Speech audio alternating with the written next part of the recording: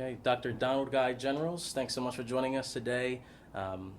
We're actually in your office, beautiful office. Really cool that you, Thank you. Have this spot here. Beautiful view too. And tell me a little bit about the history with this building. This is the Mint building. I believe it was either the second or third Mint in the United States, Yeah. and it's about 110 years old. Yeah. So this was the first. Actually, it was the second building. We were renting space originally, and then we purchased this building. Oh, This okay. building was pretty much given to us by the city of Philadelphia, and this is where the beginnings of the existing campus lies, basically. Okay, great. And so a lot of history in this Yep. in these buildings here, and we'll definitely go into the history when we talk about your book. But I wanted to spend some time, as many people know, you're the president of for the Community College of Philadelphia. Brand new president. First, this is your first role as president. This is my first role as president. Okay. Correct. I wanted to, ask you a little bit more about your background. Did you always kind of had that in the back of your mind when you entered higher ed to kind of become a president, or did you stumble upon these opportunities as you kind of? I think it was more of a natural evolution. I didn't start off. I've been in higher ed for 30 years, and I Yeah. didn't start off saying I'm going to be Okay. a college president someday. There were points when I thought it might happen, and then there were points when I thought it was okay if it didn't happen. I was Yeah. very, very much pleased with what I was doing at every point in my career. So I would say it was probably more the case where within the last 15 years I felt that eventually I would probably wind up being a president. I was always reporting directly to a president for, I would say, the last 20 years. So Okay. I was pretty close to the action. Okay. And it was something that I knew I could do. And the only question is whether or not I wanted to do it, given the nature of it and how it takes quite a bit of effort to Yeah, be a the successful demands. president, right? I know we interviewed Dr. Nancy Blotner Mhm. of Caldwell University, and it's almost a 24/7 job sometimes. It when is. you're, like, Well, on it is. call. It is a 24/7. Anything that goes wrong, Yeah. regardless of where you might be, you're the one that's going to get the call. Yeah. The electricity goes out, or if there's a roof leak, or God forbid something happens with the student, or some Yeah. kind of something to do with the population of the people that either work or come here. You're the one who gets the call. Yeah. So you You're don't the have one like a responsible. special red phone in the back here. No, I don't have a that special ring? red phone. I have a cell phone, and I keep it with me most Yeah. of the time. And it's not, sometimes it's off. Yeah. But I do have to be mindful that It's tough. that there's an expectation that you are in charge all the time. Yeah, that's rough. Yeah. So tell me a little bit more about your educational career too, because you said you've been really close to the action. Number one, what led you into a career in higher ed? So quite fortuitous. I started as a tutor 30 years ago. I received a call from a friend that the local community college, which was Passaic County Community College, needed evening tutors. So at that point, I had no idea what a tutor did. I had not ever gone for tutoring myself in my college career. And so I went down there, and within a half hour, an hour, I just fell in love with Wow. what the nature of the community college is, the types of students that they serve, the social justice nature of community colleges. You see it all very, very easily, very quickly within a matter of minutes. I was tutoring adults. I was tutoring students who had graduated high school and still struggled with reading and writing, with their reading and writing and math skills. And so I fell in love with it right away. At that point, I was bouncing back and forth between substitute teaching and a variety of not so important jobs. Yeah. I did have my bachelor's degree. I had spent at that point about 5 years in a factory, working in a chemical factory. So I Okay. knew the importance of education. Okay. Based on While the you were getting your experiences. bachelor's, you were While I working was in it? getting my Okay. bachelor's, I started off right out of high school, like most kids. And and part of my story is that it's very much related to the stories of the students that Yeah. we serve, and that I came to college right out of high school, William Patterson College. It's now William Patterson Yeah. University, and I really did not know much of what I wanted to do or where I wanted to go. I am a musician. I was a musician then. I was back and forth between a music major and political science, and I thought I might want to be a lawyer. And at that point, 3 years into that, my oldest son came into this world, and so I had to get a full-time job and take care of a family at that point. So I did, and I always tell students that when the vicissitudes of life come knocking on your door and you have to adjust, that you can continue to pursue education, which is what I did. I only missed one semester, and I immediately went back as an evening. Now I'm an adult student. So I went from being a freshman, sophomore, 18, 19, 20-year-old, hanging out in the quad and doing the types of things that college students do, to working during the day and going to school at night. So I right away knew what that experience was. And more importantly, I knew what life would be like if I did not get an education, because I could see it around me in the context of that factory. So 5 years later, I did finish up my bachelor's degree, and like I said, I was substitute teaching. What was it? What was the bachelor in? Political science. Oh, okay, cool. Yeah. I was substitute teaching in Paterson, New Jersey. I worked for Joe Clark from the famous Lean On Me, Move Me. It was pretty intense. I always tell the story. One of my first teaching experiences. When you're a substitute teacher, they pretty much throw you into wherever the need Trial is. by fire, Right. So there was a class it was a drafting class, and I had no experience in drafting. And so the first couple of weeks, I was pretty much just babysitting, keeping them from doing crazy things. But then after a while, I felt sorry for them, that they weren't getting an education. So I got the book, and I learned enough to come in the next day and started teaching them. And eventually I got pretty good at it. I was able to draw, and I understood the different dimensions of drafting and the calculations that went into it. And I taught myself to be a drafting teacher within a matter of weeks. Wow. And so one point, my Joe Clark story is, he came into the room with his bullhorn in his bat. And he walks around, and I'm teaching and tutoring the kids, and he goes over by the window, and he's looking out the window, and then finally he turns around and he says, "Generals, what do you know about drafting?"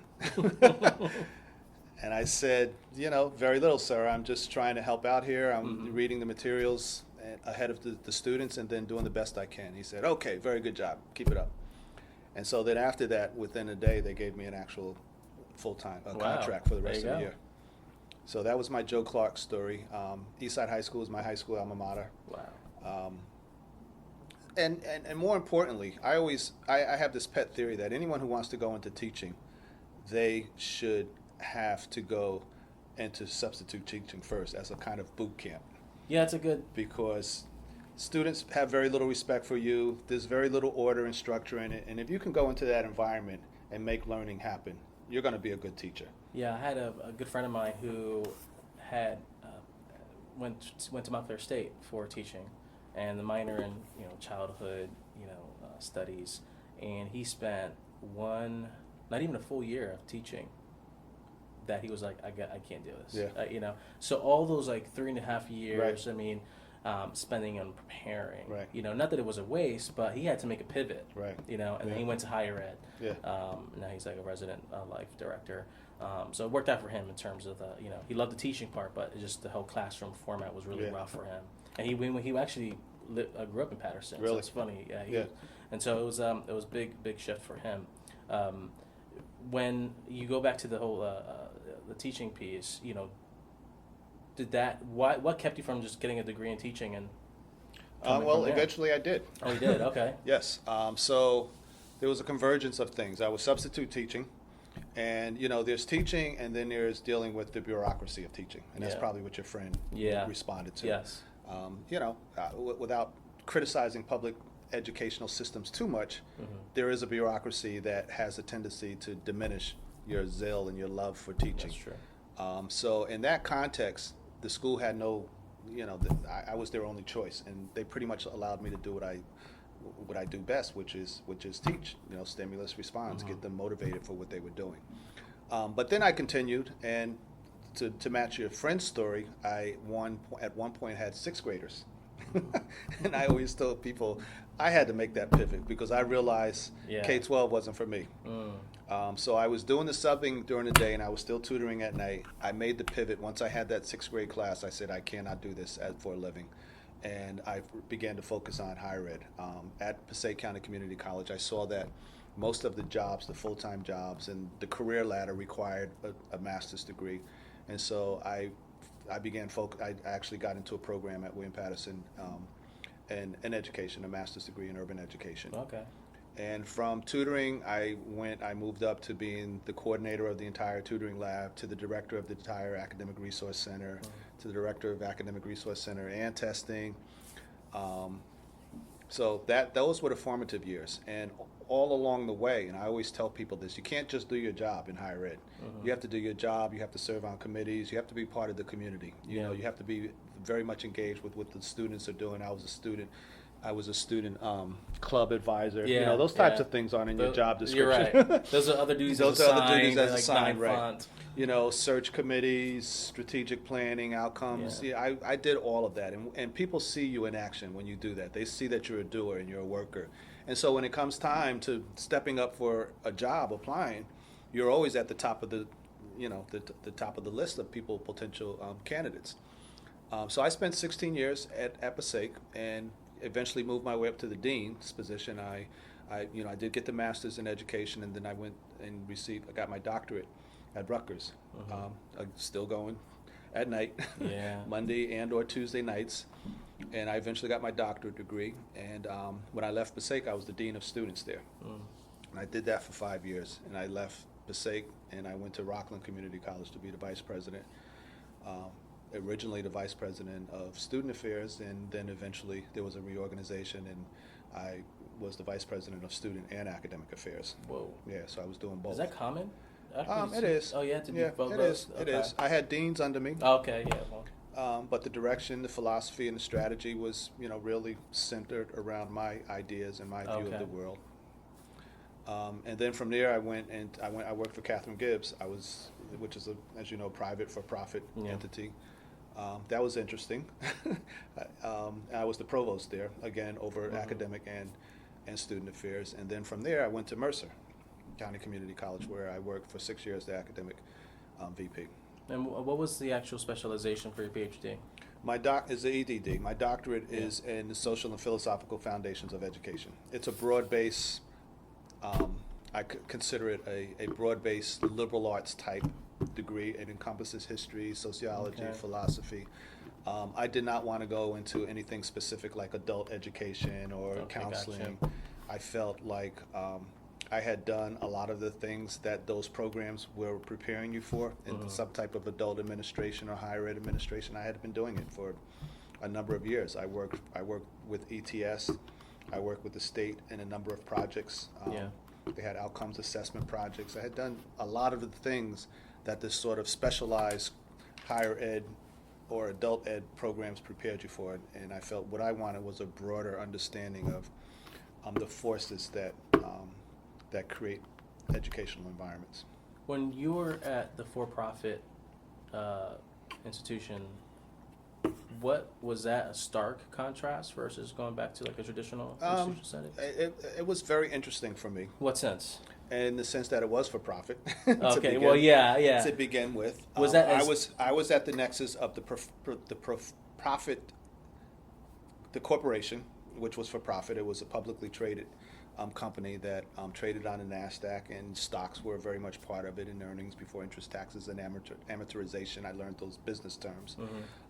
We had daily flash reports, which is following your matrices on the daily basis.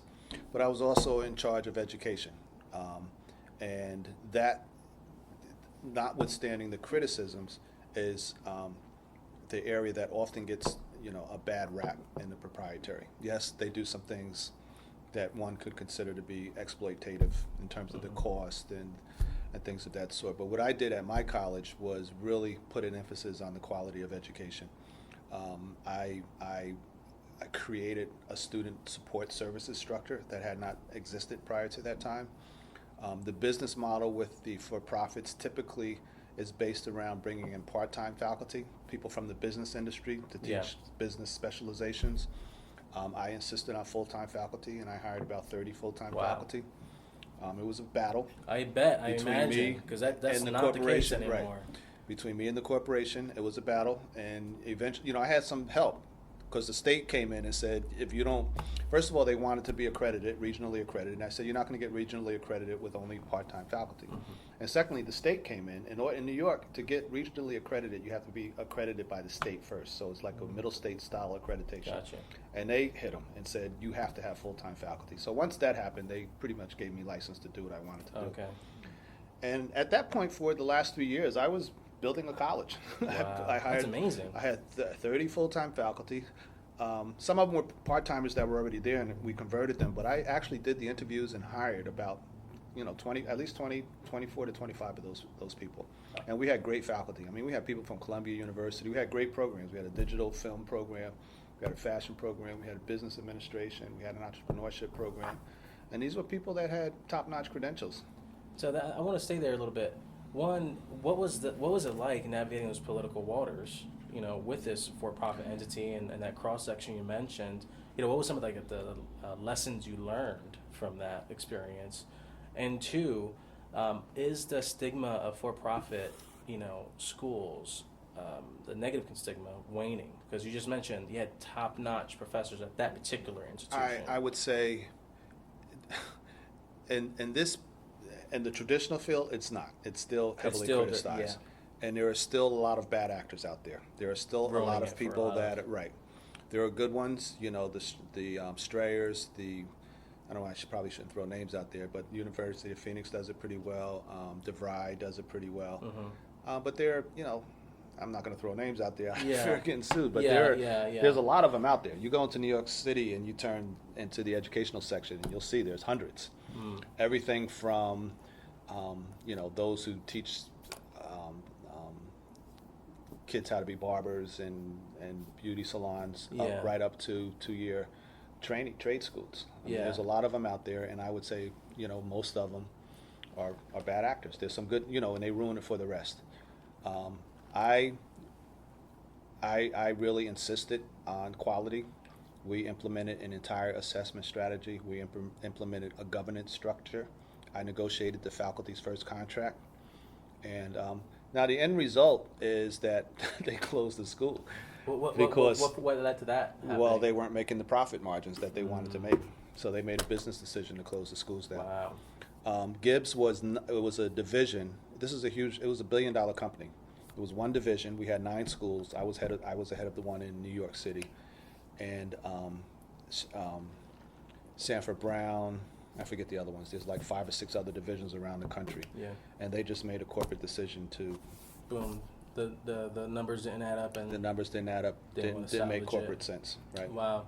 Well, if you're going to go down, that's the way to do it. Yeah. To me, it's a badge of honor. Yeah, exactly. People say, "Oh, they closed," and it had nothing to do with the quality. It was that they just weren't making their numbers. Yeah. That's powerful. I insisted on not an interest requirement, but very much like a community college. If you're not ready for college level, you have to go through developmental education. We incorporated a career preparation. Be careful banging on the table. Oh, sorry. A career preparation and a freshman orientation. We built the library. I mean, we did a lot of good stuff there. That's amazing. Academically speaking. And it was in Midtown Manhattan, so it was fun. Yeah, imagine. Yeah. The talent pool in that area is probably it was pretty, especially. Yeah. We had, School of Visual Arts. We had NYU. We had faculty from Columbia. A lot of faculty from Columbia. Hunter. A lot of our social science faculty coming from Hunter. Yeah. I have friends who work there. Yeah. Professors there. And the kids were coming from the 5 boroughs. So, that to me was the most important thing. If there were going to be kids that I care most about, basically students of color, those who are otherwise not able to go wherever they wanted, and I had an opportunity to make a difference, I felt that I needed to step up and do that, and that's what I did there. That's awesome. Going back to this whole for-profit thing, it's just I really like to stay there because it's a fascination of mine. Did you bring anything from that experience to the table when you moved on? I'm trying. Some of it, I probably. That's what not to do. That's right. I probably you're right. A lot of what not to do, but I think some of the business attributes. Having never worked for a corporation or a business, you would never see how they market, or this marketing strategy, or how they track students from prospects to applicant, to registrant, to enroll. They really have a all close yeah, oh handle yeah, on that. oh yeah. And you needed to know those numbers, and you needed to know that your budget is predicated on each aspect of that. So if you had a Wow. $1 million budget, and you didn't make your targets with your prospects, you no longer had $1 million budget. Yeah. If you were supposed to get 20 prospects in order to eventually get 6 students sitting in the seats, and you only got 15 prospects, well, you already are losing money Yeah. on your budget. So that to me, I think is important, because in the community colleges and in the public sector right now, the business model, if you will, and I don't say that too frequently around faculty, but it is a business model. The original business model was supposed to be a third coming from the state, a third coming from your local sponsor, and a third coming from the students. Well, right now, 60% of the money is coming from the students, and that third is just been turned on its head. It's no longer the case, and so the only area we can control our revenue streams is through the amount of students that come into the college and tuition. So it's really important to be business minded about how you manage your enrollment, how you appropriate your resources in areas that's going to enhance your enrollment efforts, and that you be mindful of how your enrollment is going. So we do track, not to the extent that we were doing, that I was doing in the private sector, but I think I have raised the level of awareness of the importance of data analysis for every aspect of your operations, and data analysis as a way of predicting where you're going to go and how you need to change things in order to achieve your goals. Well, that's so funny you said that, because that seems to be a pattern with a lot of educational, I guess, visionaries. You can say I interviewed Jeffrey Candida, and he said the same thing. Because data takes center stage. That's right. And that could be,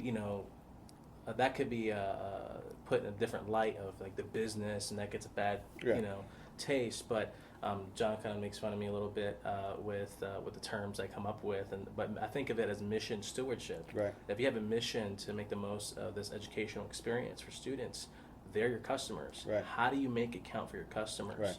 Right. Is when, in general, when it comes to getting other people on board with that, are there any type of practices or things that you do to get people at that level of awareness? Because not everyone has that experience that you had coming from that. Yeah. So how do you get them on board for that? I'm at heart an educator, and I can speak to them like an educator and not a business person. That's big, yeah. And I help them see how this enables you to have a classroom that's more ready for instruction, have a student body that's more, consistent with our mission. And, ultimately I'm doing this in order to provide an educational environment that we're talking about faculty, basically, you can function in and strive in. And so, on the one hand, we have systems in place that deal with the numbers, the data. I mean, we have enrollment managers, we have institutional researchers, we have assessment managers, and, there is an infrastructure. Yeah. I try to make it as inconspicuous as possible. Yeah. People know who they are and they know what they do, but their job is to support the enterprise. It's not to be in charge of the enterprise, where in the proprietary was the other way around, with the exception of my efforts, and I say that without trying to brag about myself. There was a real push for the business aspects of the school, because ultimately they were about making money, and they weren't able to perform and to pay their investors. I mean, it was a publicly traded thing. And that's a big difference. People they buy stock in that, and if they weren't able to pay and meet the goals, the targeted goals, their quarterly earnings with their investors, they didn't have a business. Here, education still takes front and center.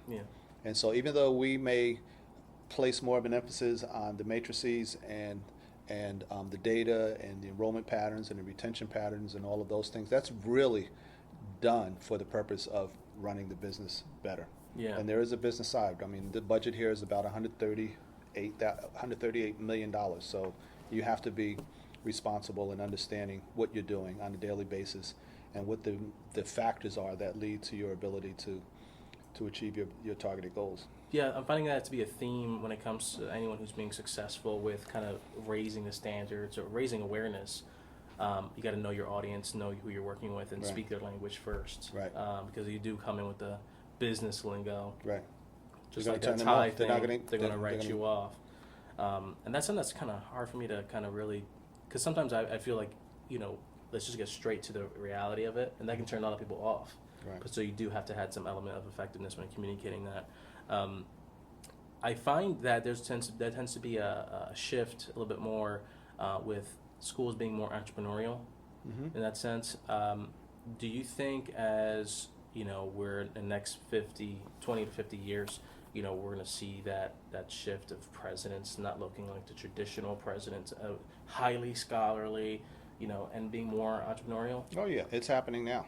It's happening now in the 4 years. It's happening in the 2-year colleges. We have to change. We have to adapt. If we don't, it's an online learning environment. A lot of the, you know about the MOOCs and the Khan Academies and all of that. There are a lot of avenues for learning and teaching. And if we continue to see learning and teaching and education only in terms of brick and mortars and the sort of military style classroom, we will be disrupted. Mm-hmm. Disruption is occurring all around us. The proprietaries are part of that disruption. Yeah. University of Phoenix has 200,000 students. If they didn't exist, how many more of those students would be at the Community College of Philadelphia? A lot of them. So, and the Strayers and the DeVries and the private not-for-profits. There's a whole range of schools that are private not-for-profits that are out there. In this region, don't hold me to this number. I want to say there's 120 Okay. Still colleges, higher education. So we're in a competitive environment. Students will vote with their feet. We can only control that revenue stream that's connected to tuition and enrollment. So if we don't find ways to be creative and to attract a larger audience, we can be disrupted.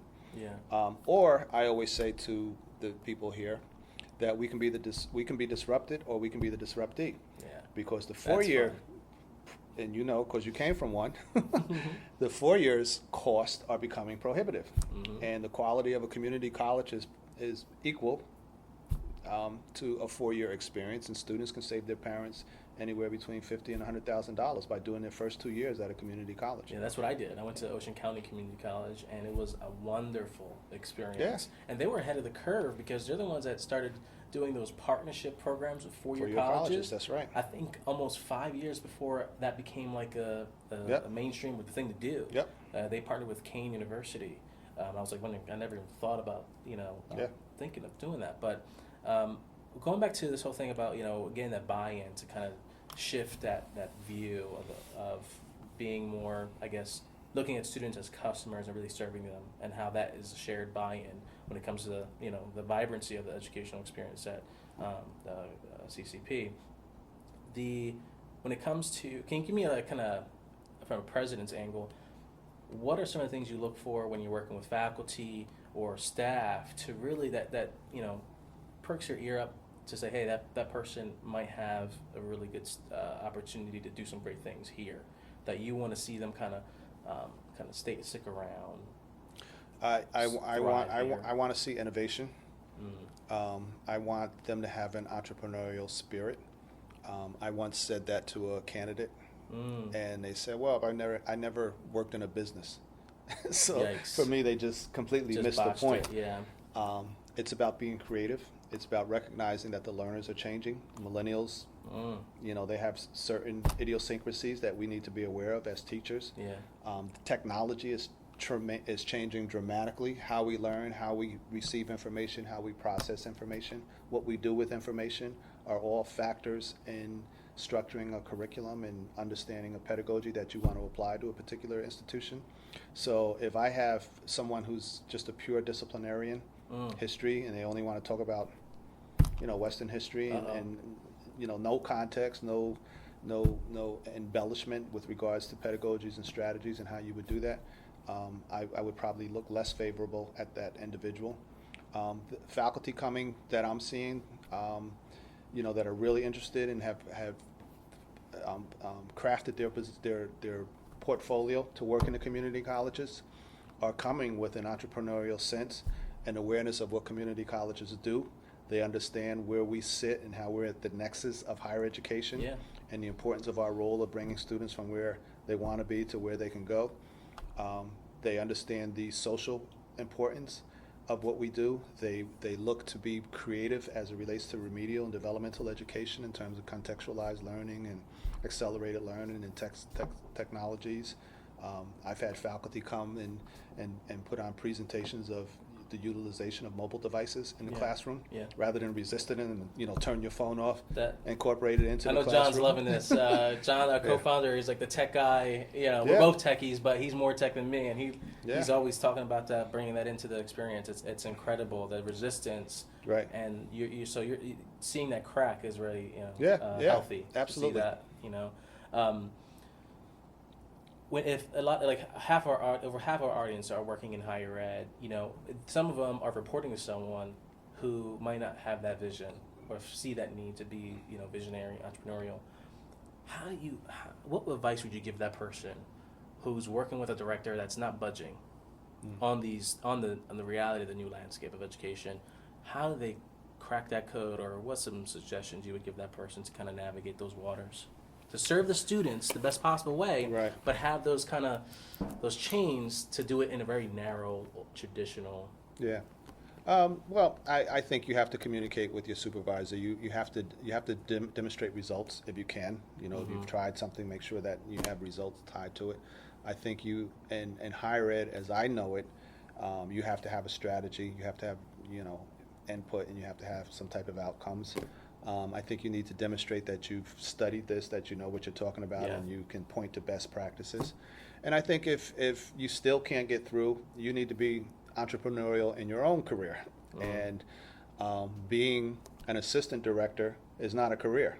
I hate to say that in higher education. Yeah, explain that a little bit. Well, it's a job. Yeah. If you're not going to look to move up or out or even horizontally for new experiences, I don't see it necessarily as a career. I think in higher education, there's so many opportunities to move up, to move out, to move. We just talked about 100-some different types of institutions, so you can move to different types of institutions.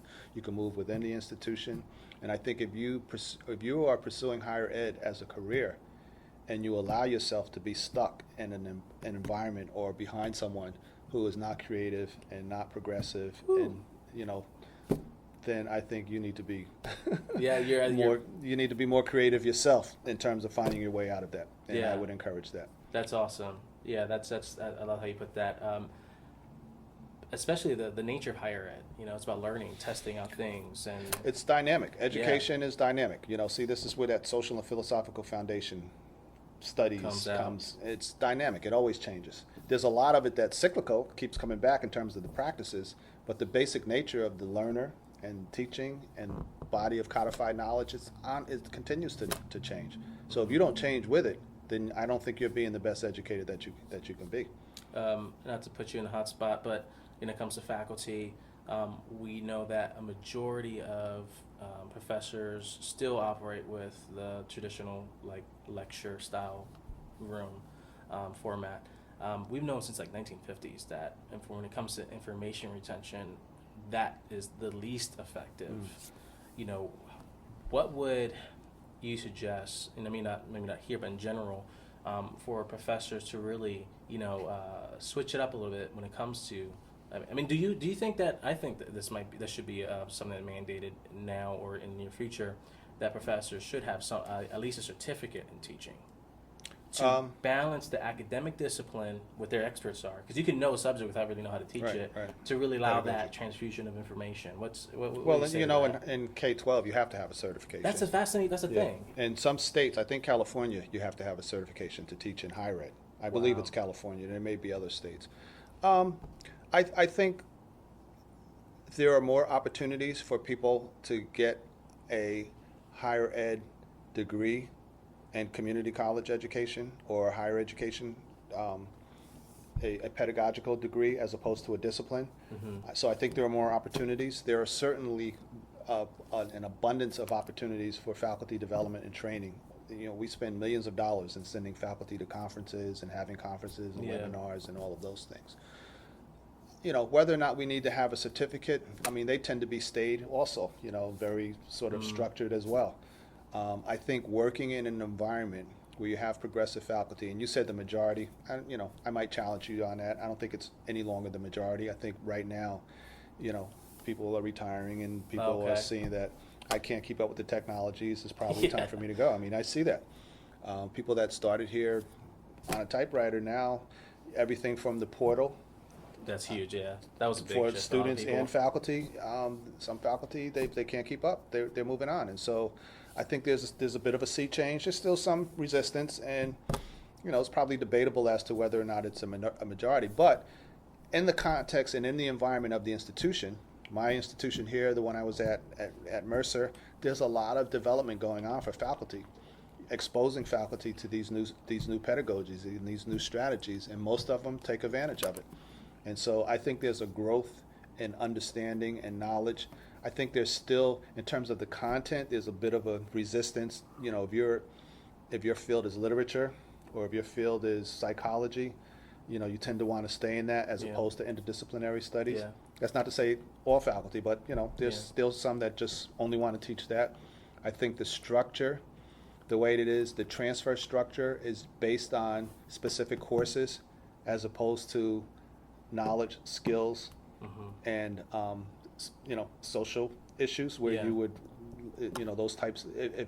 If your emphasis was that, it would be more interdisciplinary as opposed to discipline specific. Yeah. I think there's there's still a little bit of resistance, both in-house as well as the structure of the system, because colleges want to know that you've taken Western Civ. They don't want to know that you've taken, history of women in an urban environment. Yeah. They're not going to necessarily accept that as a transfer course. So it kind of puts a damper on the ability to be entrepreneurial and to be creative in terms of the types of courses. But overall, I think there's a level of dynamic engagement in the academy that has bolstered the quality and the level of pedagogy as it relates to inner city, community college Okay, I'll have students. to take your word on that one. Yeah, on that I mean one. it's a moving target and it's It's true. debatable, but that's the goal. I mean that's Yeah. what deans and myself. There's That's what also a we do. learning curve too when it comes to adopting these things. We're still waiting for whether or not MOOCs are really worth it, or even some of the platforms of hybrid online in classroom. I can give you actual programs. numbers. I don't have them with me right now, but we target that. How many faculty are willing to do hybrid? Yeah. How many online courses are, and how that number has grown. And it's not just automating your curriculum; it's a different pedagogy. Yeah, if you that's move something what I online. can't stand about the people who are sometimes resistant. They think that they hear the hybrid or the technology piece, they think it's automation. Right? No, it's not. It's not. It's a different that. pedagogy. It's not making it Right. efficient only. There's an effectiveness as well as part of that. So we do, as a way of finding out whether or not this sort of qualitative shift is happening. We do track some of those things. That's great. Yeah. That's great. Going back to whole, I had to geek out a little bit here with the whole in classroom experience and being interdisciplinary. Do you find? I find that when it comes to preparing students for this, what they're going to face in the workforce, education traditionally prepares them in a linear way of thinking, when in reality, when they have to problem solve for some place they're working at, they have to have a strong sense of multiple areas of disciplines, not an expertise level, but just have a strong understanding of, or a basic understanding of how these different things interrelate. I'm a big proponent of divergent thinking and systems thinking. I don't know if you're really familiar with that. Mm-hmm. Do you, in the next 20, 30 years, do you see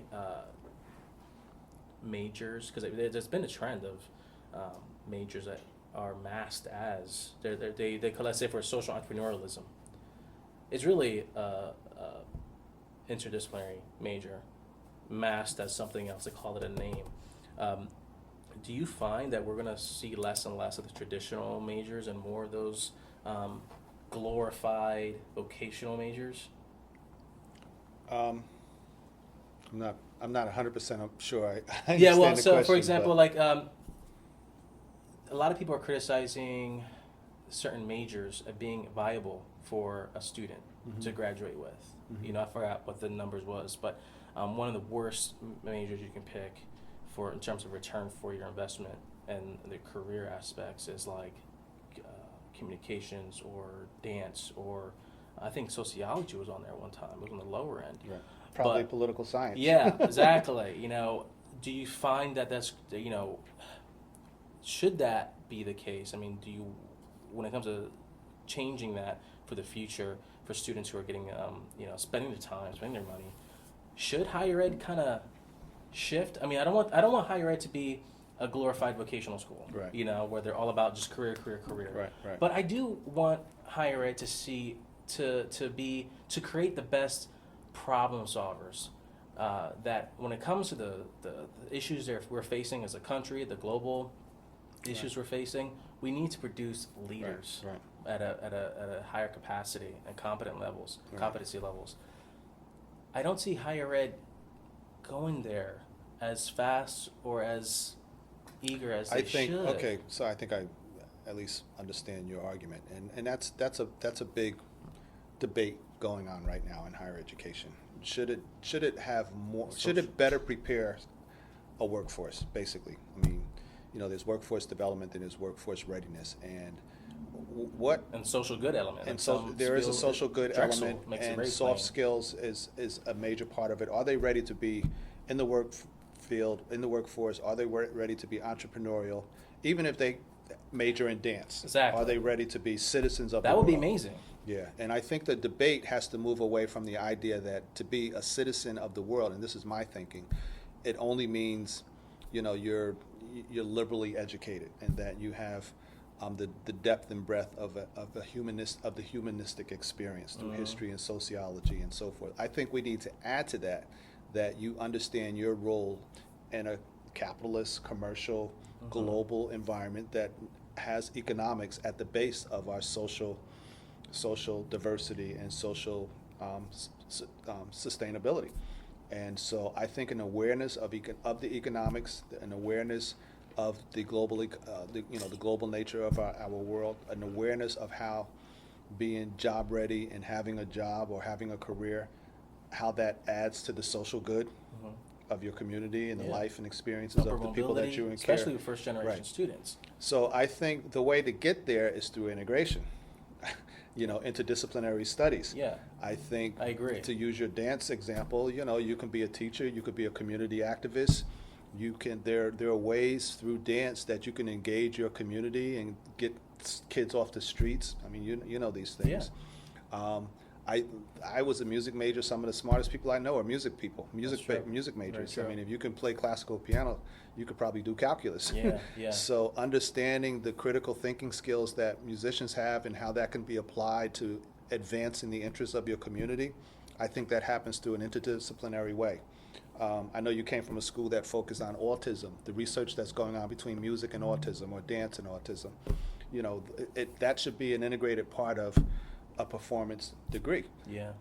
So yes, I do think, and the University of Chicago's current president, Robert Zimmerman, talks a lot about this, that even though we want to hold on to the traditions of the academy in terms of liberal arts and humanities and so forth, we need to be more mindful of the world of work and how Yes. that's an integral part of a learned, educated, enlightened citizenry. And Yeah. we need to find ways as creative teachers to blend the two. Yeah. As And opposed embrace to, it. And embrace it, as opposed to creating this bogus dichotomy. So we're going through this right now at Community College of Philadelphia, because that plays out as, do you become a vocational technical school or do you continue to be a transfer school? And that's that's not easy. Well, I to, think it's a false argument. Well, yeah, That's my position, and Yeah. that's what I've said. I think I it's agree. a false dichotomy. It's a false and we argument. should embrace the two. They can be integrated. There can be areas of specialization, but at the end of the day, the technology is driving change in industry so No much. matter what. We don't benefit a student to teach them a particular job without at the same time giving them the depth and breadth of a liberal education, reading, writing, critical thinking, problem solving, and all of that, so that when that job changes, they're able to change and to adapt adapt and all of that. And that's why I find liberal arts. A lot of small liberal arts colleges are closing down, Yeah. and they're getting a bad rap because there is a swing to become more vocational. And they're probably the most expensive. Yeah, that's true. Well, that's true. Oh, that's true. And so when the liberal arts colleges are closing down, I find there's opportunity because I think liberal arts lends itself to the ability to, bring in all these multiple backgrounds and assimilate them. That's right. Into something that's more practical and meaningful. They're problem solvers. Yeah. I mean, they're You deep got it. thinkers. They're problem solvers. They Big can look picture. at an environment, they can see things not for what they are, but what they can possibly be. So if they only apply that in the world of, and I don't Academia only. poetry, Yeah. I don't mean to. I think that those are important things, but they haven't been exposed to the social need that can benefit from your skills as a poet, as a writer, Exactly. as a person of knowledge and history. I don't think that that's taken advantage of the full value of a I liberal agree. arts education, and I think that's where the argument is going. So I want to be careful not to sound like I'm denigrating or diminishing the importance of a liberal arts education. I mean, I No. do think it's important. I agree. I think the depth of what we consider liberal arts humanities needs to be exposed, because there's other cultures, there's Asian culture, African culture, and it goes way beyond Western civilization. 100%. But Western civilization is important, so is African culture, so is, you know, Arabic culture, and so on and so forth. I mean, the history of this world is incredibly intriguing, and Yeah. I think if you're going to be a learned person in an environment like Philadelphia, it only helps you to understand all of these cultures and To all of these interrelate. experiences and how they interrelate. And if you're ultimately going to be the owner of a business or working a business, it helps you as well, because most businesses are international in nature now. Well, I saw a really good article, I think by Inc., that says, the rise of the entrepreneur. Right. And how a lot of people are beginning, the only way up the ladder, the corporate ladder, is to apply entrepreneurial, mindsets into a traditional corporate Right. setting. And I think that would do students well. Right. I won't be so bothered by, career counselors advising a student to go into dance as a major. If attached to that was that blending, like you just Right. mentioned, of how do you make this something that you can make a living off, that can be meaningful, that can be a social good. How are you going to leverage technology to brand yourself Right. and make Right. a difference? Right. I wouldn't be mindful. I wouldn't mind as much, Right. but that's not happening enough, in my opinion.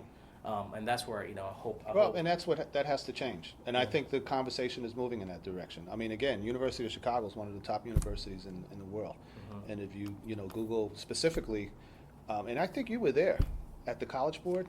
Yeah, Did you see his? I didn't see that one. no. Okay, it's listed.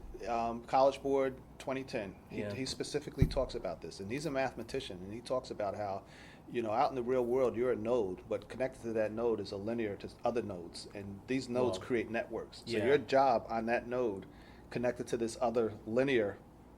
I'm doing a poor job describing what he Yeah, did. no. There is a relationship, a social relationship that is affected by the job that you do, Yeah. and you need to be aware of that. Well, that's and the impact. hallmark of systems thinking. Right. It's all interconnected. Right. And it's not spiritual mumbo jumbo. It's Right. just reality. It's reality. So whatever you do, understand there's a the social bigger picture of interconnection it. there. Right. Yeah, so I think that's where higher has a beautiful opportunity to do that. I want to spend, before we jump into the book, I want to spend some time real quick on, have you heard of something called anchor systems or anchor institutions? No? I might have, but Yeah, there's a book. I'll send you a link to this too, because I think you would really, really be into this. But there's a book called "The Road Half Traveled: University Engagement at a Crossroads," and it's based on, I don't know what the history is. I think there's one application in Chicago where they look at higher ed as in a small region of schools, elementary schools, middle schools, high schools, college institutions, hospitals, and community nonprofits. And just like how everything's all interconnected, they use various disciplines to take those nodes, I guess you could put it, and see how we can help not just the economic development in that region improve, but the quality of life, especially for those who are low income, especially with a special eye towards students. And so it's really interesting to see. It's almost like they're taking they're doing economic redevelopment with all facets of society. The hospitals are involved on this. Higher ed is involved on this, and higher ed plays a special role because I think of it, in my opinion, and I haven't done enough research on this yet, but off the surface level, I find that higher ed has a really unique opportunity to become almost like a heartbeat of it all, because nowhere will you find the minds that come on this place, the physical resources that are allocated here, the location that oftentimes be centralized in cities, and the young minds who can really kind of cut their teeth on solving these issues as an internship Right. or just anything like that. I thought you would just be really kind of into that. I'll send you that link. But it Well, seems a like lot of that is going on in cities around the country.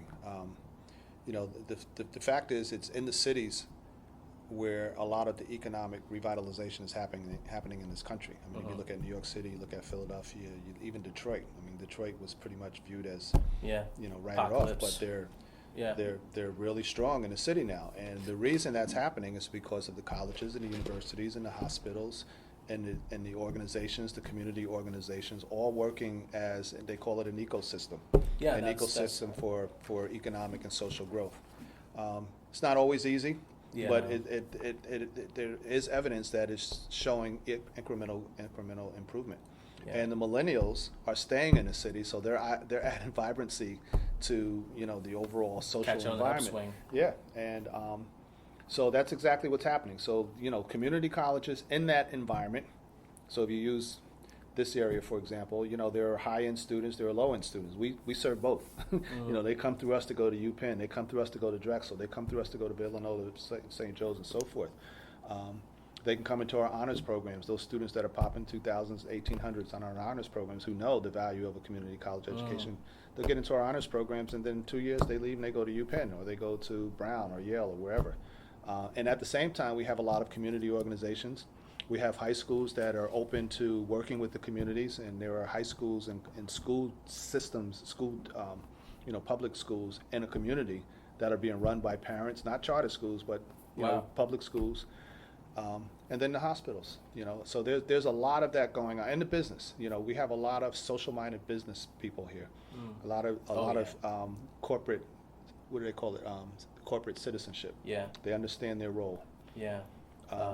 And it's I've been doing some research, and a lot of it's in Philadelphia. A lot of these organizations are based. Oh, yeah. I was speaking to the CEO of Jitasa, which is a accounting firm, the largest accounting firm for nonprofits, and he was saying that a lot of the funding that he got for starting his B Corp, which is like a hybrid of a nonprofit and LLC, was from a venture funding firm VC, in Philadelphia. Right. And that one of the And then we have foundations. There are private foundations, William Penn Foundation, the Linfest Foundation, and on. I mean, this is an old city, so there's a lot of old money here. Yeah. So when all of those elements converge behind a good idea, good leadership, an organized plan, it can really benefit Yeah, and communities. And one of the organizations are actually based in Philadelphia. It's called u3ventures.com. I'll put that in the show links, but I think you'll definitely like what they're doing. And they actually have doing stuff. They've done work with Temple, UPenn, and some stuff in Chicago and Detroit, especially Detroit. But I just want our listeners to know that you don't have to be a part of a city or that has the history of Philadelphia to try these methods. No, absolutely you know what I mean? not. Absolutely not. And that's why a lot of podcasts, we want to try to shed light to these things that a lot of people normally come across. Right. To really take it and run with it, Yeah. whether you're in the boondocks in the Midwest or at a suburbs of of a place that you don't find the felt need Right. as much. You can still go. No, go absolutely. For it. I mean, again, the operative term is, you create an ecosystem so that people can interface and they can become organic in terms of the services. If you operate in a silo, that's not going to work. You're not surviving. But schools need to have partnerships. Hospitals need to have partnerships. Schools provide the nurses. Usually there's internships so there's built-in partnerships there. Community services, not-for-profits. We work with a lot of them. We support them. They often provide us students, so there is some level of quid pro quo there. We provide training to businesses. We have a 10,000 small businessmen, not businessmen, 10,000 small business program here, whereby existing businesses who are looking to scale up can come and they get training from a curriculum from Babson College, which is like the #1 entrepreneurship college in the country. Yeah, you and they mentioned go that through before. like a 10-week, I think it's 10 or 12-week program.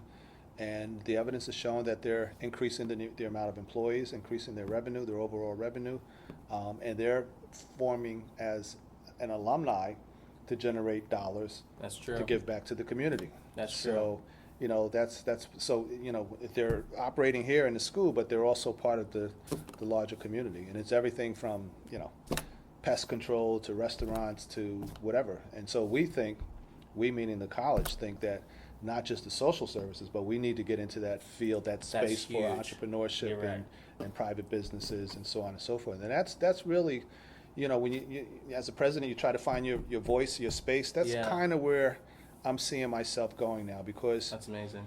There's jobs out there, but ultimately we need to create jobs.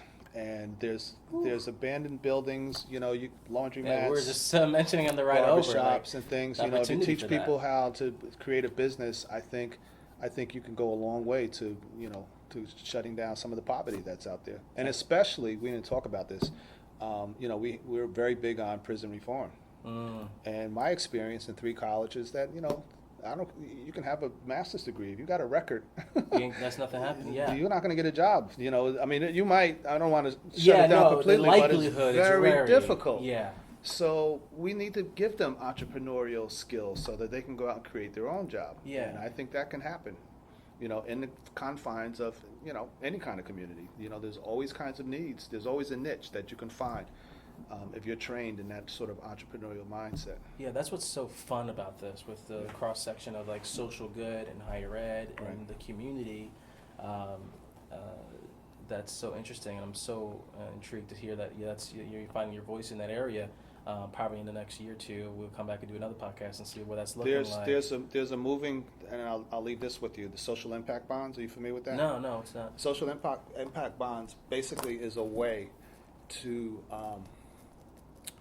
see if I can explain this in its simpler terms. It's to call it a bond is really a misnomer, but it's a loan. If you have an idea, okay. You get a loan from a foundation or some funding source, of venture capitalist for a social good.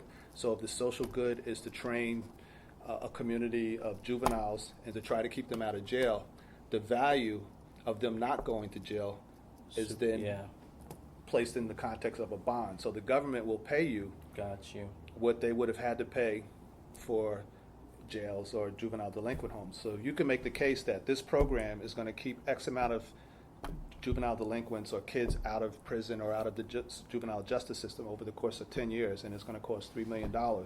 You can get a loan for that, and the government will pay back the loan if you actually produce the results that you claim that you're going to produce. So there are examples in Brooklyn. They've done it with a prison reform program. In Utah, they did it with an early childhood program. They created this early daycare center. Mm-hmm. And, it's a 10-year project. The idea is, through this daycare center, you're going to place kids on a road to, success and good citizenship. And the cost that the government has to place into jails in order to, to offset the social aspect of that is what they will ultimately pay your loans off with. Yeah. So they're called social impact bonds. You can look it up and get a better explanation than that. Yeah. As you work with communities, I think it's important that they understand. Yeah, we have to know all our options. I think going beyond social programs, is critical. It's not, I find that especially this field of social work is super important, but that's not the solution. Right. No. A lot of that's just damage control. Right. To make sure they're not hurting others or hurting, and pointing them to resources. It's containment, really. Yeah, that's what I feel like it is. But these kind of things are really, and it takes a huge investment. That's why it takes a lot of. It takes visionary leadership to say we're going to do this 10-year program. Even though we don't have that short-term payback, it's still worth the investment because we got to figure this out. Those are hard numbers. What we're paying in terms of damages to communities. Yeah, exactly. The cost of jail, imprisoning, people. The cost of a bad education. Mm-hmm. Because these people now can't find jobs. 18 years comes around pretty quickly. Yeah. Where are they going to go? What are they going to do? They're not going to be able to find jobs. They're only going to add to the demise of their communities. Yeah. So there is a cost for ignorance, poverty, and social injustice, if you will. Yeah, and, that's great. And I think people are beginning to realize that slowly. Yeah. So it's worth just kind of going out and doing those projects. Right. That's what our audience members too, who are looking to. We have some. I had some students of mine also who want to start a nonprofit. Right. And they feel like they have to wait. I talked to actually a friend of mine who said they felt like they had to wait to get a PhD first before they wanted to start something. Not at all. Social entrepreneurial. I was like, no, you don't have to. We have a guy here who came through the 10,000K who he doesn't have. I mean, I think he's a UPenn graduate, but he doesn't have a doctorate or a master's, I don't believe. And he's doing a laundry service, and he only hires homeless. That's and powerful. Wow. Released, convicted. We or got to prisoners. get his name. Yeah. I would love to kind of, Yeah. take a look and see what's going on. That's what he's doing. That I'll is- get it for you. Yeah. Yeah, that's Yeah. awesome. Well, let's shift gears to the book. Tell us about what was the driving force to really talk about, Booker T. Washington and clearing up the misunderstanding Yeah. of what he did in higher education. Because it's funny, the parallel that you have with him is that you pretty much helped build the college when you're at Gibson. Yeah, I mean, and he had to do that too in a very difficult time. What was the And not only that, even more so than that, as a progressive educator, he saw how you needed to connect the life and experience and the work expectations of Yeah. an individual with their education. he did a lot of agricultural stuff He first, did right? agricultural, he did architecture. The buildings that the students lived in were built by the students, the academic buildings. Hello. The where they were living, the dorms.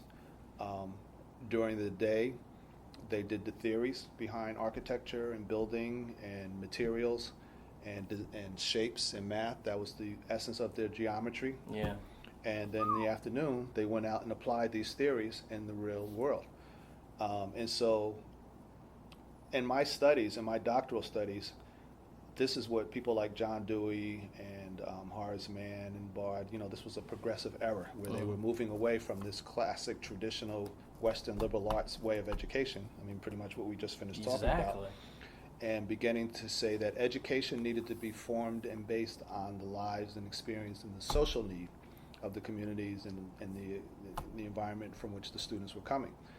So John Dewey gets all the credit for this. So there's whole graduate programs that focus on this progressive education model. You go to Teachers College, you go to University of Chicago, and so forth. And so again, by accident, as I was looking for a topic, my advisor, Dan Tanner, first I was going to do Du Bois because I had read an article that he said something about progressive ed, but he really wasn't. I found out in progressive ed, and I said to my advisor, I was thinking about Du Bois. He said, everybody's written about Du Bois. Look at Booker T. Washington. And sure enough, as I started reading Booker T. Washington, I started seeing the names of individuals who I was studying in the traditional progressive education canon, again, the John Deweys and so forth.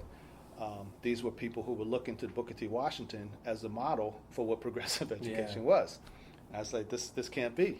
He's sort of dismissed in the trash heap of history as an Uncle Tom and that's what an accommodationist. Does that have to be? Is that a big factor of it?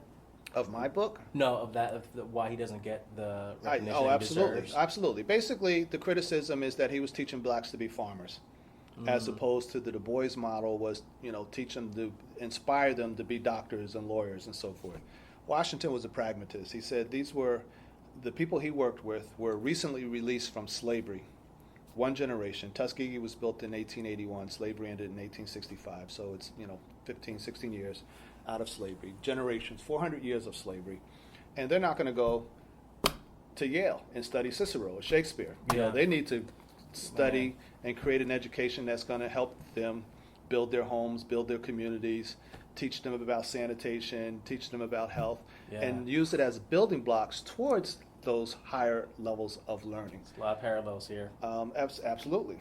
And so it's funny, just yesterday, I was walking through Drexel. If you ever get a chance to go to their original building. Not the original, but I've been around there. That's the Drexel model, where Anthony Drexel said, education should be based on ultimately creating a career for yourself so you can be a productive citizen and you can learn a workforce need, a technical vocational skill as a basis to your overall educational aspirations. And the result of that is you will acquire the ability to get a job, to build your community, to help the environment in which you live, and it will also serve as a foundation to move into the higher levels of education. In his case, it was STEM and research and so forth. Because at the base of all of life's activities is mathematics and science. You're right. Everything else is like... So people thought he was teaching farming, but what they didn't bother to find out was that he was teaching them about the molecular structures of the fertilizer that they were using on the farm. And he was teaching them about the entomology of ants and insects that were eating the crops. And once you understood the science of what's going on out in your field, you can increase the yield of your crops. Yeah. So you learn science, you increase the yield of your crops, you're able to sell these crops, and you're able to feed yourself all at the same time, and you're building your community as a result of this. So my contention is that he gets no credit for being a progressive education, which is a whole canon in higher ed philosophy. Yeah. He gets no credit. He doesn't even get an honorable mention in this Wow. regard. Aside from that, he built a great institution that graduated thousands of people. It continues to exist today, continues to put out some of the best veterinarians. You know the stories of the Tuskegee Airmen. George Washington Carver was there. He gets no credit for any of this, and he gets relegated as an Uncle Tom or an accommodationist. So I think the juxtaposition. I'm sorry to interrupt, but was there a speech though he did literally say that, just give us access and we'll separate ourselves? Well, the famous speech that was the Atlanta Compromise. That's probably Yeah. the speech you're talking Yeah. about, where he says, in issues of social integration, we don't, meaning blacks and whites, we don't have to interact. We don't want to come to your clubs. Yeah. But in matters of economic empowerment, That's what it if we was. closed our fist, we That's a can great analogy he used, create economic prosperity for everybody. And don't forget, during that time, the South was decimated because it had just come out of the Civil War, and it was decimated. Yeah. I mean, it was just like any war zone now. Yeah. So it needed to rebuild itself. And so that's the famous. So they labeled it the compromise. He was compromising to whites, because the push then was integration. And he was saying, in the South, whites don't want us coming to their club, so we're not going to, I mean, think of Louis Farrakhan. You think he would have said, "Oh, please let us in"? He wasn't going to say that. He said, "We're going to focus on economic and educational growth," and that's pretty much what he was criticized. So for me, the irony is, he was criticized for the very thing that others get celebrated for, which is this progressive education model. And that's pretty much the model that's used now in public education, is the idea that you can start a person's educational experience from where they are and move them up. Because prior to, you went to a common school, even technical schools didn't exist until like the 20th century. So you went to a common school and you learned basic reading and writing, and that was it. You didn't go to high school. Only about 6% of all the high school going age people in the country were going to a high school by even as late as 1912, 1915. So you didn't go to a high school, so you didn't acquire any type of higher learning. And unless you were the son or a daughter, basically a son, because daughters didn't go, of a lawyer or a doctor or maybe a minister, where you went to an academy for a course, you didn't get educated beyond third grade, fourth grade. And so the idea of a high school that prepared you for the world of work and life's activities, and also served as a foundation for your continued growth into higher education, was really started during that period of time, the progressive era. My contention is Booker T. Washington was a major force behind that whole movement. Well, that's an interesting thing. Do you think? Can I get some water, please? There's the water thing right out here. Sorry. That's all right. From doing the research, it was interesting. Do you think he really wholeheartily believed that whole being a pragmatic, or was it almost like the front stage? Hey, you just lost a war. We don't really want to be, ho-hum friends. It's okay we be separatists in terms of social endeavors, but economically we want the same access. But in his heart of hearts or behind the scenes, he was really for the same thing of full integration, just understanding that it's not going to happen right now. Right, absolutely. He did fund some type of civil rights. He funded a lot of the legislation, not civil rights, but he funded efforts against segregation and disenfranchisement. A lot of the states were making efforts to keep blacks from voting. Yeah. So he funded the efforts against that. Very little small print kind of stuff, but he absolutely did it. So the argument that he was supporting the segregationists is just Uncle Tom absolutely stuff is not unfounded. true. He thought it was a priority. He felt that it served no purpose to protest the government to give us things. I mean, that was his model. They're not going to give it to us. And if they do, it's not going to be enough to make a difference. The only thing that can make a difference for blacks, and by the way, his institution was for blacks, by blacks, he only hired black teachers. He felt the only way that we could change as a society, as a civil part of this United States, was to do it ourselves through education. We needed to educate ourselves. We needed to find ways to build our communities, and we needed to be good citizens. And he said once we got to the level where we could bring something to the table with the white man, then we would find ways where we could integrate. Yeah. But until we got to that point, again, he's talking to people that was 15 years out of slavery. We had nothing. We were living in huts. Yeah. He felt until we got to that point, it was useless to prioritize it the way Du Bois would say, civil rights and champion the causes of government redistribution of wealth. It's not going to happen. It hasn't happened now. It doesn't happen in the 20th century. It hasn't happened. Yeah. So Booker T. Washington felt there was no sense of spending our time championing those causes. We needed to focus on education and growth and home ownership. He was a big proponent to own your property, own your land, and so forth. Own your business, create a business, be an entrepreneur. That's what he was about. And so my view is that that's classic progressive education. Yeah. Let me know if this is too much of a leap, but do you see some of that parallel when we talk about first generation students who are not coming from the best high schools, coming to colleges, universities? Do you feel that there are certain populations that shouldn't go to college? Even with the remedial.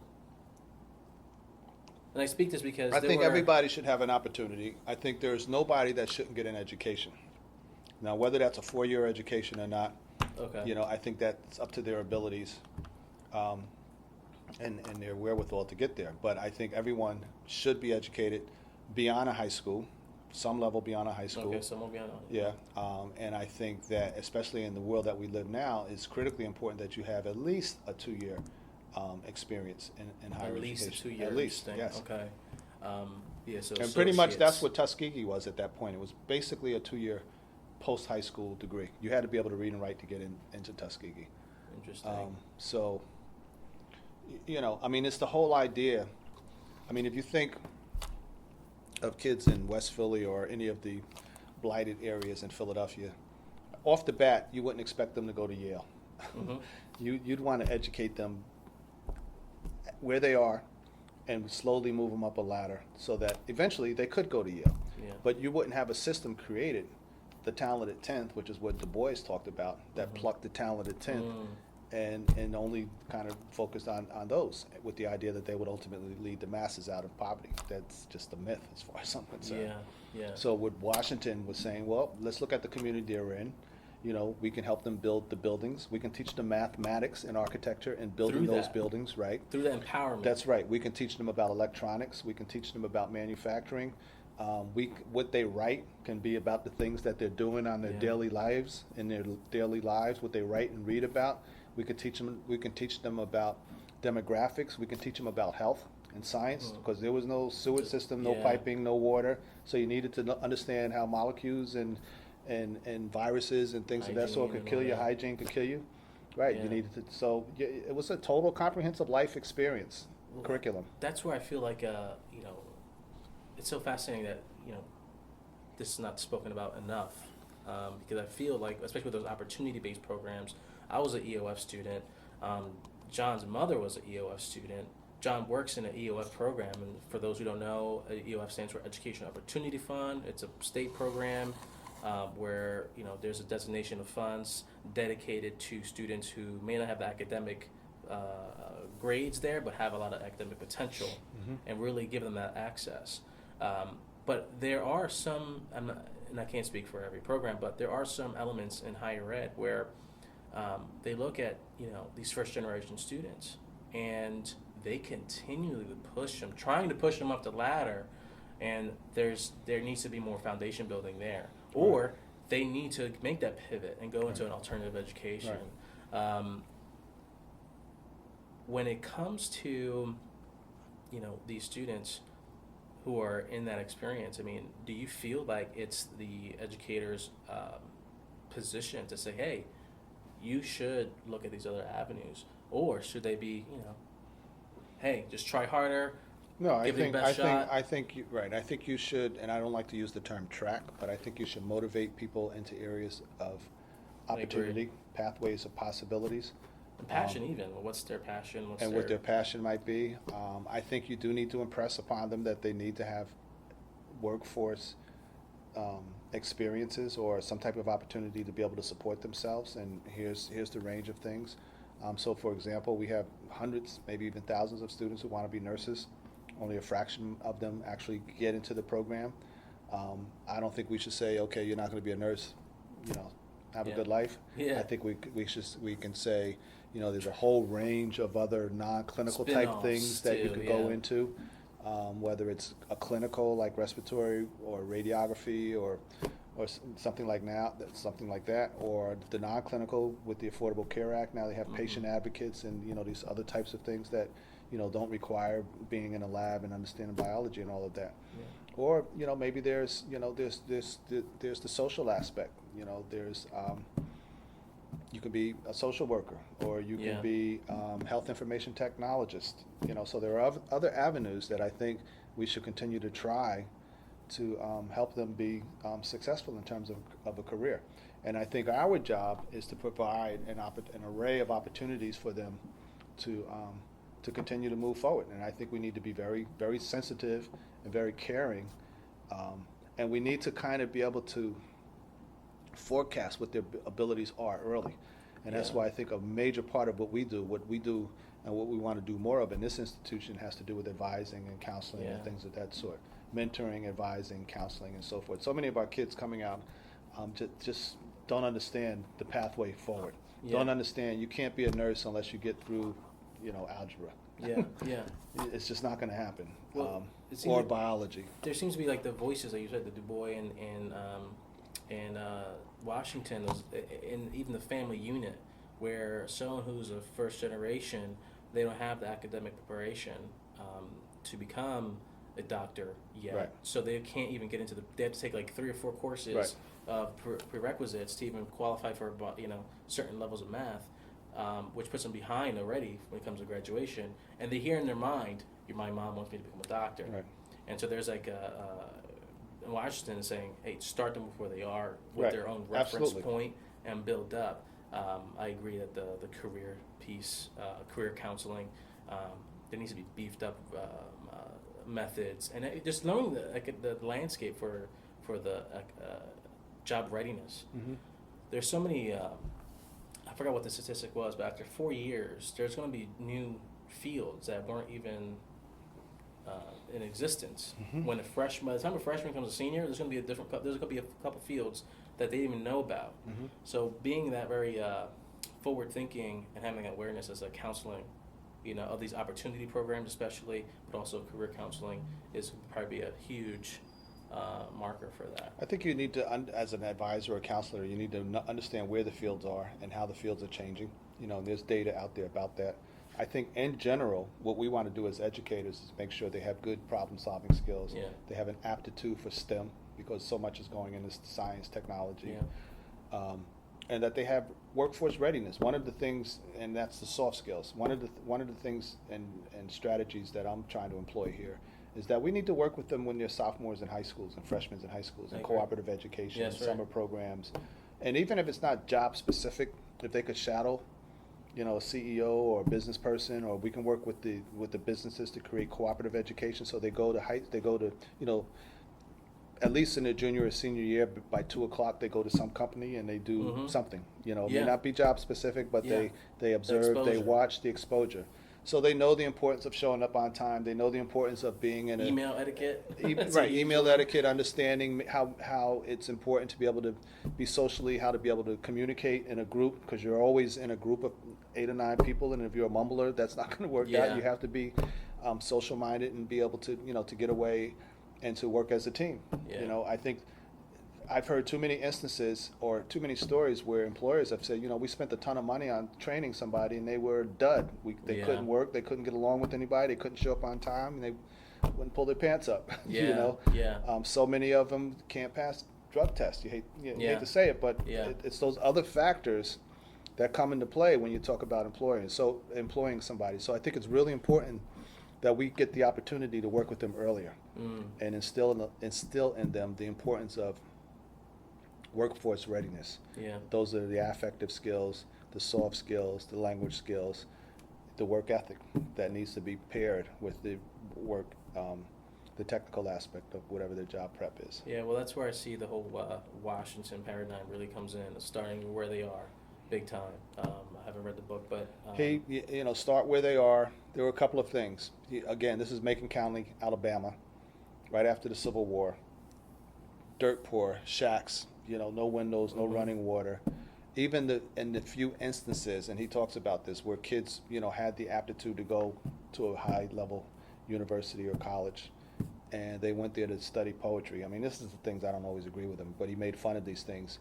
Yeah. And they could come back and cite Cicero or Shakespeare, but they came back to their shack where their families were eating, dog meat, basically. Yeah. I mean, in some instances, they had no hygiene, and, he cites people who, were very good musicians, but what did that do for their families or their communities? Mm-hmm. And he didn't say they couldn't be musicians. He just said that part of their education needed to be about how they could better improve the lives of their families. That's amazing. So that gets to your point about, the dancer. Yeah. Part of that education needs to be about how you can leverage this in terms of economic and social growth and dynamics. So he was a big proponent about, we're talking about building a civilization. It's not about one individual. It's building a civilization and moving people from where they are.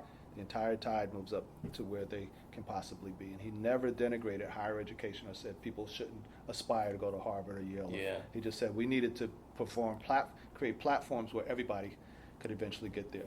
He was a big proponent of public schools. That's a progressive idea. Prior to that time, there were no public schools. It was, for the most part, it was private. Right? Well, it was the churches, a lot of the churches. It was private dollars, private schools. And he did not want to build any more Tuskegees. One of the things about Tuskegees that I write about is, the graduates of Tuskegees, the second generation, they went out and built other schools, and then they went out and built other schools. So this is, like, to me, building a civilization. You had these three generations of people mind-boggling about this whole building these schools. And he eventually got to the point where he said there's too many private schools. We need to get the government to support public schools. And then he became a big advocate for tax dollars, levies to support public schools. And then after that, of course, the tax dollars they continue to be segregated. Yeah. White schools got more than, so he was an advocate against that. And there's letters where he took on the people who were funding him and saying, you're not being fair. So the criticisms that he was an accommodation in Uncle Tom, it's just like, this is crazy. People don't know anything about what this man, what he did. It's amazing. Tuskegee still stands, continues to put out graduates. Du Bois wrote some books, and he's got a legacy. I'm not totally trashing him, but you can't point to anything. You can't point to a building and said he did that. Wow. Yeah, that's my. Yeah, I'm really excited to kind of look into that some more. Because that whole paradigm is really, like you said, foundation to progressive education. And I'm over here talking conversation with John when we're at Caldwell University working together about addressing these same things, meeting them where they are, right. How does it appeal to their quality of life? Right. How does education appeal to their quality of life that they want to live post graduation? Right. That was huge. So that's mind blowing that I'm learning about this now. What I wanted to kind of finish up with is we see HBCUs are hurting. I don't know if you've heard about this, but Wilberforce University, Cheney. I've worked with students in both institutions. What do they need to do? Or should we just say, hey, you know what? Yeah. It was good for a time. Yeah. And let's just get away. I think they need to evolve. I don't know what that means. Yeah. It could mean more international students. I think if they became specialized in the STEM areas, I do know some Pakistanis and some Indians who went to Howard and got doctorate degrees. I think they have to expand their market because the reality is that blacks can get into any college or university they want. And when they were created for that reason, that we couldn't get into any college or university. So that's no longer the case. I think they need to find ways to specialize or to be magnet institutions academically. Yeah. So I might get criticized for saying that the mission is no longer about just being the Yeah. magnet for blacks, but the reality is blacks just are not going there in a way that's going to be able to sustain them. Yeah. With that said, I think we need to continue to reinforce the importance that there is a culture there that, you know, blacks should take advantage of in terms of understanding our history and our own cultural, our own cultural background and experience. But I think from a pragmatist, Booker T. Washington, yeah, we're I was looking gonna at say, what would he Washington say? He would say we need to evolve, and I don't know what that evolution is. But we'll see. I don't know, but It would be you a know, tragedy. eventually they can't continue to not recognize the reality that they exist in right now. Yeah. And I heard there's a lot of issues with the Board of Trustees not really facing the facts, and it's tough. It would be a tragedy if we lost the workforce. they are important institutions. There's no doubt about that. And Hopefully it works out I for think them. they need, like any business, you know, whether it's Apple or Microsoft, you need to, or the car industry, Yeah. you need to evolve. You need to find Attract ways customers. to attract customers. I think we should continue to try to attract private dollars and support them the way we have. I agree. At the end of the day, I'm not sure it's sustainable. I don't know enough about them to be, Yeah. you know, definitive about, Yeah, you know, yeah, I agree. any response. But Yeah, I know Dr. Dre, famous rapper and producer, got some heat because he actually invested, I think, $3 million in a UC school, University of California school, or some type of school in California, and the president of Dillard really kind of called him out on it. But then when you look at some of the numbers at how much money goes into programs that are, you know, comparable to like an EOF, those university schools serve more and offer more. And so it was like really interesting kind of counterpoint to that. Right. Is when other schools are more prepared or have more resources, more funding to do and Right. serve Right. that population, there Right. has to be some type of Right. a hard look at oneself and say we need to adapt, like you said. Right. And the ones that are doing okay, I think they're doing like the Spellmans and the Howards and the Morehouses. You know, the big ones, I think they're doing okay. Well, Morehouse president actually downsized what Really? he would call right size. He Right. called it as right size. Right. So imagine the marketing will spin off on that when you get that pink slip. Yeah. But that's even the Morehouses are kind of having to do. They're businesses. Yeah, and I think that to that point, I mean, maybe they don't want to find themselves in the place where they're too close. You to that. can't gotta- continue to survive off of a moral imperative. Yeah, that's true. You got to be business minded and look at the realities. And some of them continue to survive and strive. The others that don't change, you know, There's only so much you can do. There's, you know, Darwin Yeah. Darwin theory will eventually, Yeah. you know, come to play. Or the marketplace will The have strong its will way. survive, right? Listen, I can go on. And thanks so much for your generosity, your time. This was a lot of fun, very enlightening.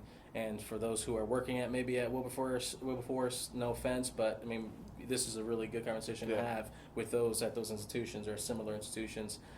Thanks so much. What's the name of the book? Where can they get it? Okay, it's Booker T. Washington, The Architect of Progressive Education. They can get it at Amazon.com, BarnesandNoble.com. Okay, great. So that's Or Dr. actually, my website is sbpra.com /Donald Generals Jr. Okay, and we'll put that link Yeah. in the show notes for Sure. everyone to take a look.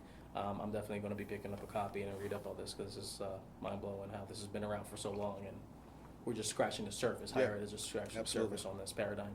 Thank you so much for your time, Dr. Thank you. Donald Guy Generals. I appreciate the time. Appreciate This was it. fun. This was a lot of fun, and let me know if there's any gigs you're going to in the near I will. future. I will. We'll catch up, me and Susie, we'll, and we'll stay in contact. yeah, Absolutely. okay. And Thanks good so luck to much. you too. You guys are doing important work, and this is really good stuff that you're doing, and I think it'll make a difference. So Well, I really keep it up. appreciate it. Really appreciate And it. anything coming I from can do, you. let me know. All right, we'll do. Thanks so All right, much. Great.